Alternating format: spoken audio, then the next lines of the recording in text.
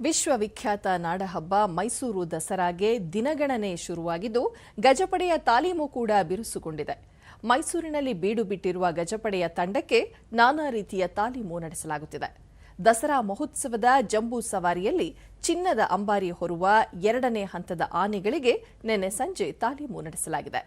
ಈ ಬಾರಿ ಚಿನ್ನದ ಅಂಬಾರಿ ಹೊರುವ ಅಭಿಮನ್ಯುವಿಗೆ ಮೊದಲ ಹಂತದಲ್ಲಿ ತಾಲೀಮು ಯಶಸ್ವಿಯಾಗಿರುವ ಹಿನ್ನೆಲೆಯಲ್ಲಿ 2ನೇ ಹಂತದಲ್ಲಿ ಮಹೇಂದ್ರ ಆನೆಗೆ 750 ಕೆಜಿ ತೂಕದ ಮರದ ಅಂಬಾರಿ ಕಟ್ಟಿ ಯಶಸ್ವಿಯಾಗಿ ತಾಲೀಮು ನಡೆಸಲಾಯಿತು.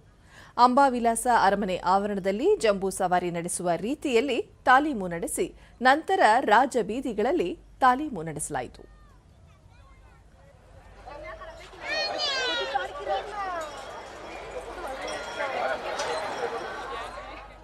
ನಾಡಹಬ್ಬ ದಸರಾ 2024 ದೂರದರ್ಶನದೊಂದಿಗೆ ಹಿರಿಯ ಅರಣ್ಯಾಧಿಕಾರಿ ಡಾ ಪ್ರಭುಗೌಡ ಅಭಿಮನ್ಯುವಿನ ಪರ್ಯಾಯವಾಗಿ ಇತರ ಆನೆಗಳಿಗೆ ಕೂಡ ಮರದ ಅಂಬಾರಿ ಕಟ್ಟಿ ತಾಲೀಮು ನಡೆಸುತ್ತಿದ್ದೇವೆ.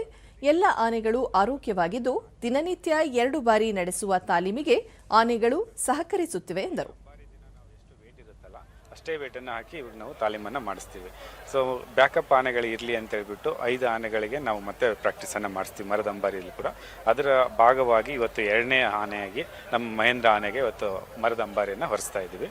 ಸೊ ಅದು ಕೂಡ ಈಗ ಈ ತಾಲೀಮು ನಡೀತಾ ಇದೆ ಅದರದ್ದು.